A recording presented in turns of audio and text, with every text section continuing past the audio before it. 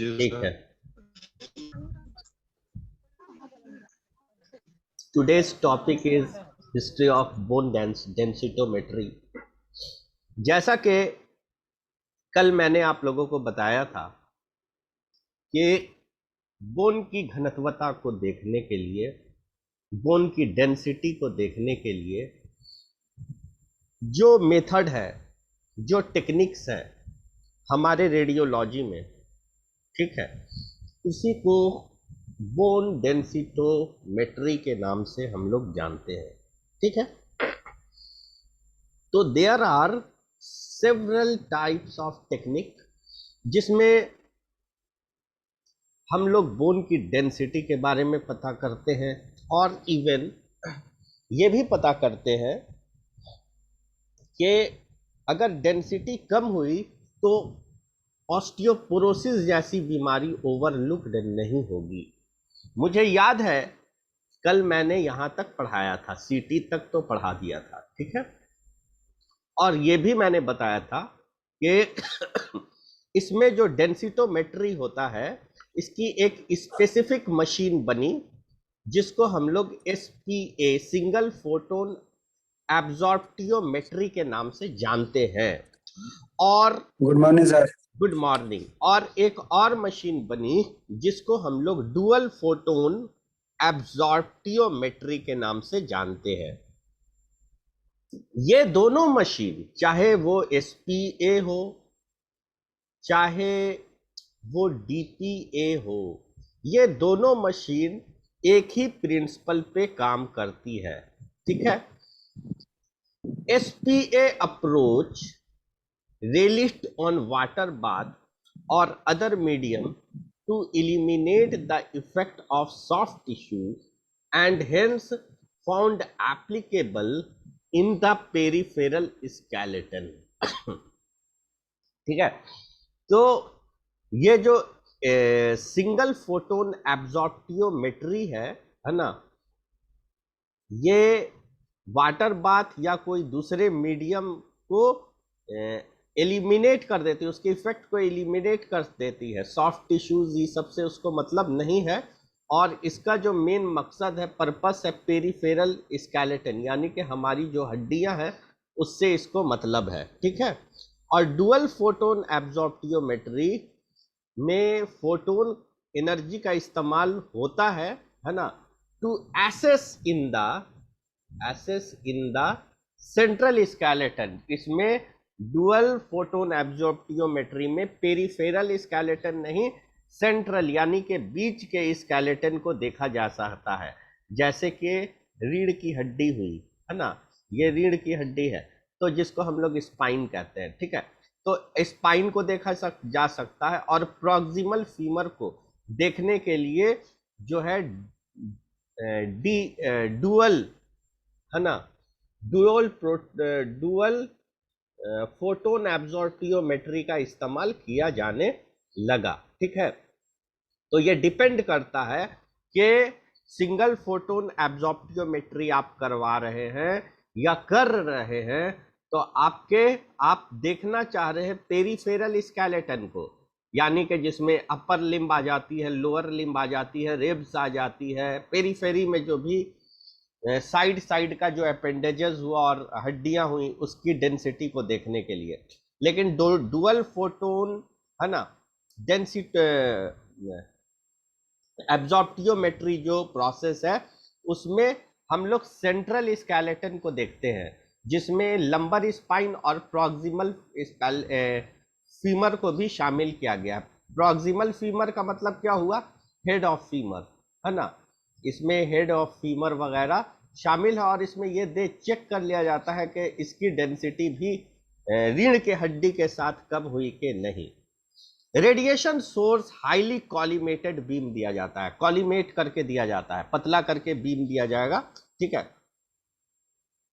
Beam from A radio isotope, एक radio isotope के द्वारा इसको लिया जाता है, रेडिएशन सोर्स को। रेडियो आइसोटोप में 125 यानी कि आयोडीन, 125 आयोडीन रेडियो आइसोटेप 125 आयोडीन का इस्तेमाल किया जाता है, आयोडीन 125। किस लिए? For SPA, single photon absorptiometry में आयोडीन का इस्तेमाल किया जाता है। जबकि 153 जीडी का मतलब होता है गैडोलीनियम, 153 गैडोलीनियम का इस्तेमाल है ना डुअल फोटोन एब्जॉर्प्टियोमेट्री को करने के लिए किया जाता है। तो एक जगह पर हम लोग आयोडीन का इस्तेमाल करते हैं और दूसरे साइड हम लोग गैडोलीनियम का इस्तेमाल करते हैं। आयोडीन का इस्तेमाल हम लोग सिंगल फोटोन एब्जॉर्प्टियोमेट्री करने के समय यूज करते हैं और गैडोलीनियम का इस्तेमाल हम लोग डबल यानी कि डुअल फोटोन एब्जॉर्प्टियोमेट्री करने के समय करते हैं। इसको याद रखना है, ये दोनों को याद रखना है। कोई पूछ सकता है, कोई सवाल कर सकता है कि अच्छा ये बताओ कि बोन डेंसिटोमेट्री का दो यंत्र होता है, एक को हम लोग क्या कहते हैं सिंगल फोटोन एब्जॉर्प्टियोमेट्री और दूसरे को हम लोग कहते हैं डुअल फोटोन एब्जॉर्प्टियोमेट्री। तो ये दोनों में तुम क्या अंतर समझते हो? तो आपको जवाब क्या देना है, सुनिए ध्यान से। इसका जवाब यह देना है कि दोनों मशीन, दोनों यंत्र हड्डी की घनत्वता को देखने के लिए इस्तेमाल किया जाता है ना। बोथ इंस्ट्रूमेंट है ना और devices are used to detect bone densitometry, bone की डेंसिटोमेट्री को डिटेक्ट करने के लिए ये दोनों डिवाइस का इस्तेमाल किया जाता है। ये दोनों चीज कॉमन हो गई, ये दोनों में ये बात एक कॉमन है, एक तरह की बात है कि दोनों हड्डी की घनत्वता को देखने के लिए इस्तेमाल किया जाता है। तब फिर सवाल होगा कि आप क्या समझते हैं ये दोनों में? तो बोलिए कि अभी समानताओं को देखिए। समानताएं ये है कि दोनों हड्डी की घनत्वता को देखने के लिए इस्तेमाल किया जा रहा है, पहला समानता। दूसरा समानता क्या है दोनों में कि दोनों सेम प्रिंसिपल पे काम करता है। ठीक है, अब आते हैं असमानता की बात। तो असमानता की बात जो होगी, जो दोनों मशीन को एक दूसरे से डिफर करती है, सबसे पहला असमानता की बात बताइएगा कि हमारे बॉडी के पेरिफेरल स्केलेटन को देखने के लिए सिंगल फोटोन एब्जॉर्प्टियोमेट्री का इस्तेमाल किया जाता है, जबकि डुअल फोटोन एब्जॉर्प्टियोमेट्री सेंट्रल स्केलेटन, मध्य के हड्डी को देखने के लिए, उसकी घनत्वता को देखने के लिए इस्तेमाल किया जाता है। ये दोनों असमानताएं हो गई। दूसरी असमानता क्या होगी कि हम जब सिंगल फोटोन एब्जॉर्प्टियोमेट्री करेंगे तो वहां पर हम लोग आयोडीन का इस्तेमाल करने वाले हैं, जबकि हम अगर डुअल फोटोन एब्जॉर्प्टियोमेट्री करते हैं जो सेंट्रल स्केलेटन के लिए होती है, वहां पर हम लोग गैडोलीनियम का इस्तेमाल करते हैं, गैडोलीनियम 153। आई होप कि आप लोगों के लिए क्लियर हो गया होगा। अब यहां पर एक सवाल ये होगा कि ये जो आयोडीन है 125 और ये गैडोलीनियम 153 ये एक्चुअली में है क्या? तो ये दोनों रेडियो आइसोटोप है। ये दोनों क्या है? रेडियो आइसोटोप्स है। और ये दोनों अनस्टेबल एटम, ये दोनों के एटम्स जो है वो अनस्टेबल होते हैं, ये लगातार डिके होते रहते हैं और ये अपने अंदर से रेडिएशन निकालते हैं। ठीक है, तो अगर अगर आयोडीन 125 कहीं पर निकाल देते हैं, टेबल पे गिराते हैं एक ड्रॉप, तो उसमें से रेडिएशन निकलना स्टार्ट होगा क्योंकि वो रेडियो आइसोटोप है। ठीक है, और इसी तरह गैडोलीनियम में भी वही चीज होगी। ठीक है, दोनों है अलग अलग चीज, लेकिन दोनों में से क्या निकलता है? रेडिएशन निकलता है। अब ये दोनों का इस्तेमाल शरीर में कैसे किया जाता है और बोन डेंसिटोमेट्री यानी कि सिंगल फोटोन बोन डेंसिटोमेट्री की बात होती है या डबल फोटोन बोन डेंसिटोमेट्री की बात होती है, तो उसमें इसका क्या रोल है उसको अभी समझना बाकी है। बात समझ में आ गई?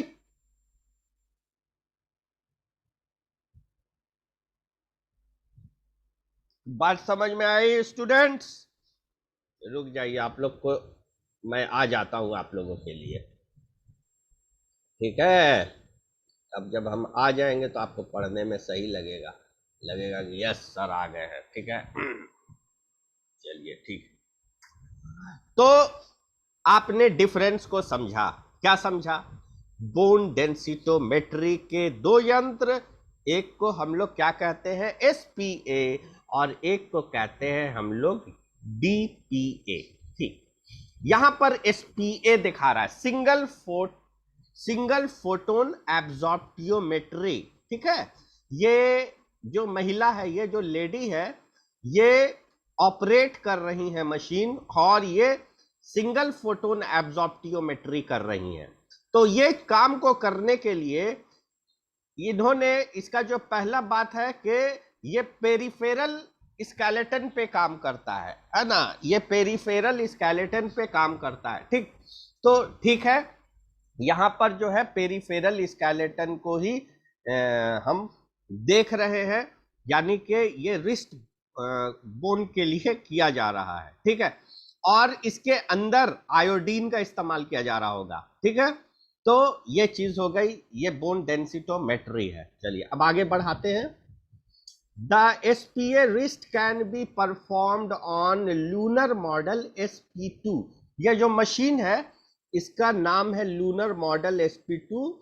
This form A bone densitometry is now absolute. ये जो है बोन की डेंसिटोमेट्री करती है, ठीक है, और मशीन घनत्वता को निकाल लेती है। अब आगे आते हैं, यहां पर देखिए क्या लगता है, हम पेज को सबसे ऊपर ले जाते हैं, यहां पर लाते हैं, ठीक है। द फर्स्ट कमर्शियल DXA, है ना, स्कैनर वाज इंट्रोड्यूस्ड इन 1987। जो सबसे पहला DXA स्कैनर बनाया गया था, वो लॉन्च कब हुआ, वो इंट्रोड्यूस कब हुआ, वो 1987 में हुआ। ये जो स्कैनर है ये काफी महंगा, एक्सपेंसिव और रेयर, है ना, हर जगह नहीं था। And short lived isotope source was replaced with X-ray tube. और इसमें रेडियो आइसोटोप्स का पहले इस्तेमाल होता था, जो कि नेचुरल रेडिएशन निकालने वाली चीज है, जैसे आयोडीन हो गई, है ना, अनस्टेबल आयोडीन हो गई, या आपको गैडोलिनियम हो गई। ये सारी चीज को आइसोटोप कहते हैं। जिसकी जिंदगी कम होती थी, इसमें जो इस्तेमाल किया जाने वाला रेडियो आइसोटोप्स का इस्तेमाल किया जाता था, उसका लाइफ कम होता था, और उसको रिप्लेस किया गया एक्सरे ट्यूब से, ठीक है। अब इस दोनों बात का अंतर आप समझते हैं? माइक्रोफोन ऑन करके पूछिए सवाल कि सर एक्स रेडियो आइसोटोप और एक्सरे ट्यूब में क्या डिफरेंस है, पूछिए।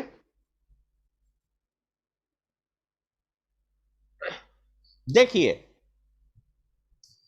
ये जो, हाँ, ऋषिकेश ठाकुर पूछना चाहते हैं? नहीं पूछना चाहते, मेरी जिम्मेदारी है, हम बताएंगे। देखिए रेडियो आइसोटोप्स एक नेचुरल सब्सटेंस है, उसको बॉटल में रखा जा सकता है। मैं बॉटल बनाता हूं और इस बॉटल के अंदर कोई रेडियो आइसोटोप है लिक्विड फॉर्म में, ठीक है।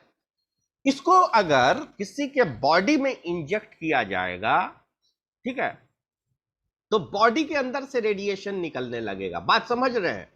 उसके टिश्यू में से रेडिएशन निकलेगा।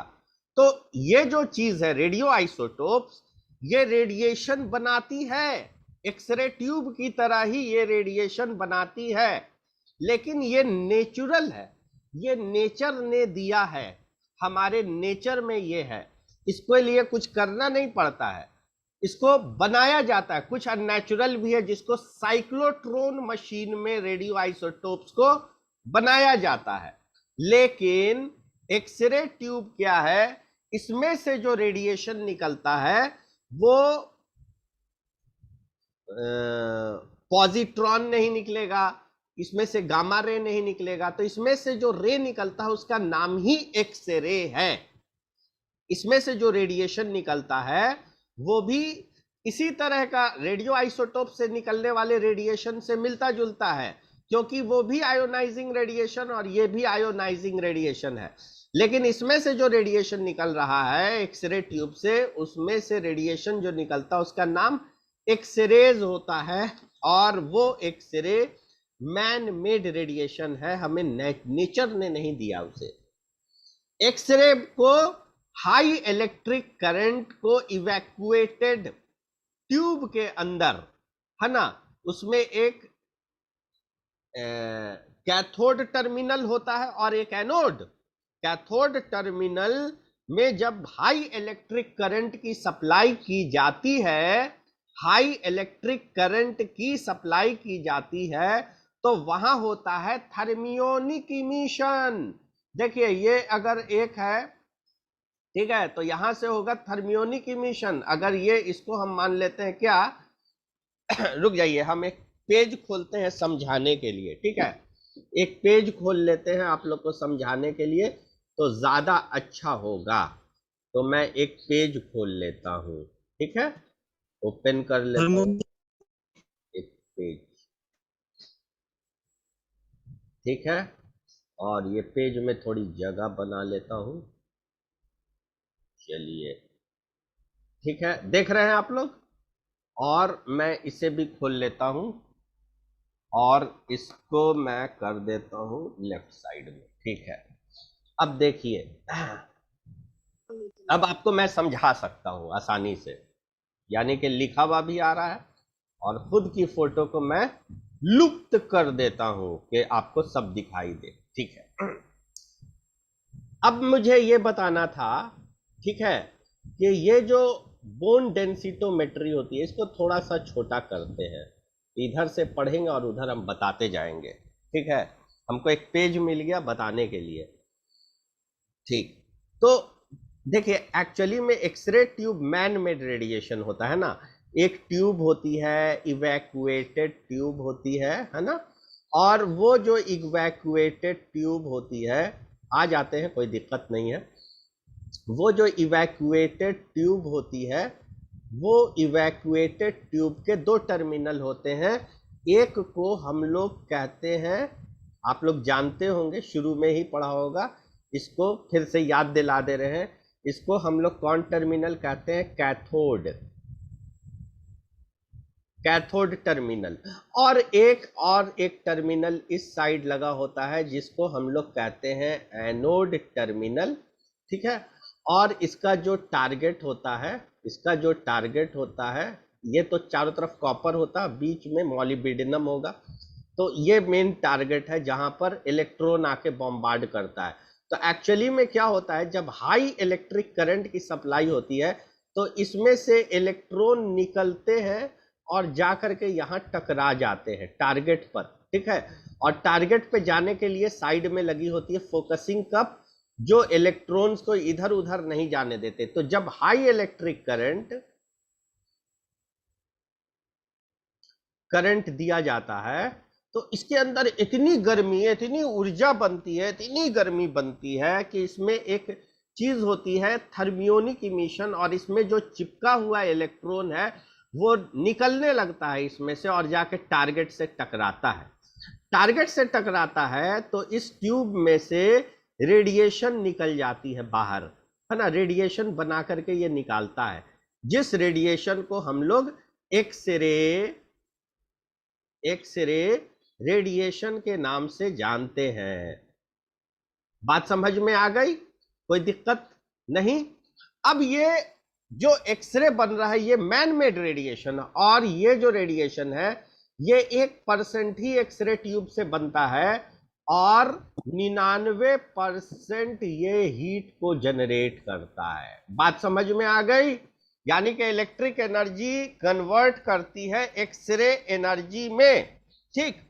तो चलिए देखते हैं इसमें क्या बता रहा है, ठीक है, या वाले में आ रहे हैं कि बता ये रहा है कि डीएक्सए में रेडियो आइसोटोप को रिप्लेस करके एक्सरे ट्यूब का इस्तेमाल किया गया, और एक्सरे ट्यूब का इस्तेमाल करने से इंप्रूवमेंट हुई, है ना, क्योंकि इसकी रेडिएशन थोड़ी ज्यादा पावरफुल थी।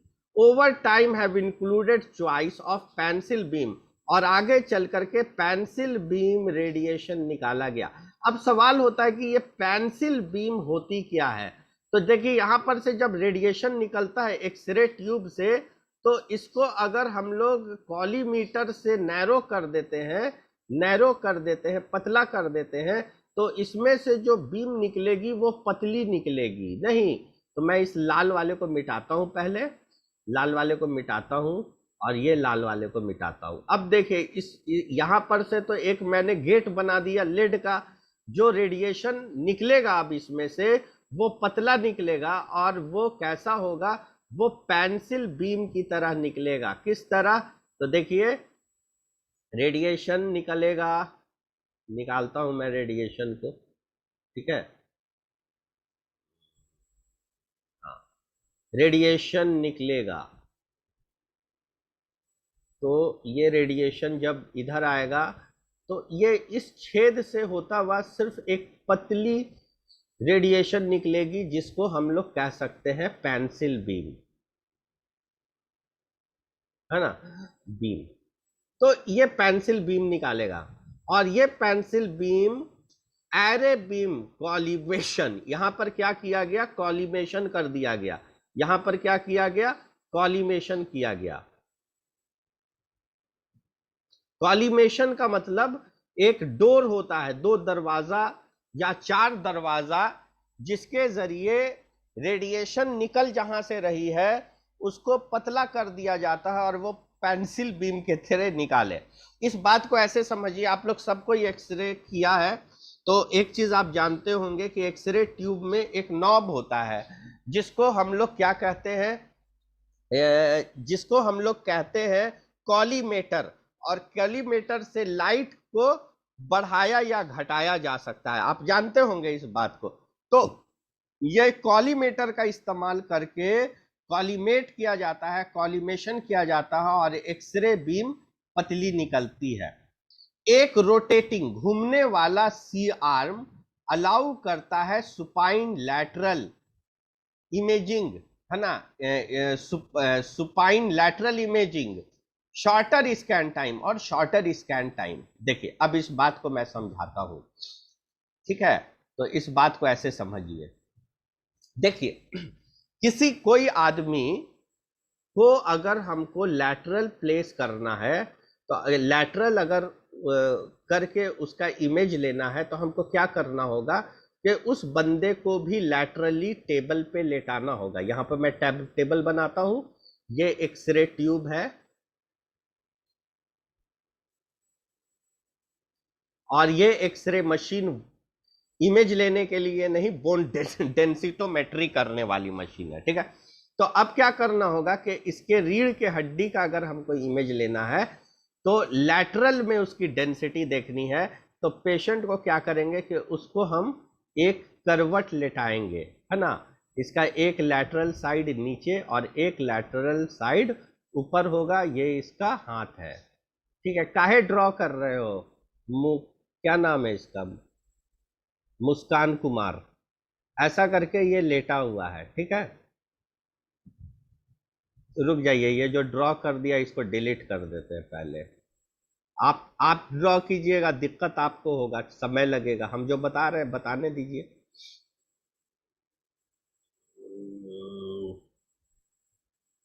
चलिए ठीक है। अब ये आदमी का ये मान लीजिए, एक minute, clear all drawing cut, ये आदमी का ये माथा हो गया पीछे का, ठीक है ना।